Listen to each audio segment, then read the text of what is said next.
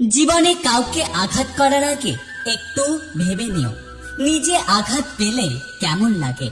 একটা কথা সবসময় মনে রেখো, জীবনে কাউকে কাঁদিয়ে বেশি দিন ভালো থাকা যায় না।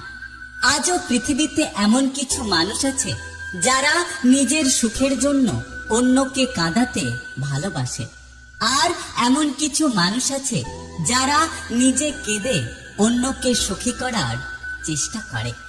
জীবন থেকে একটা জিনিস শিখলাম, চাইলেই সবার পর হওয়া যায়, কিন্তু চাইলেই সবার আপন হওয়া যায় না। ভালোবাসার মানুষটাকে কখনো কাঁদিও না, কারণ পৃথিবীতে সে একটু ভালো থাকার জন্য তোমাকে আপন করে নিয়েছে।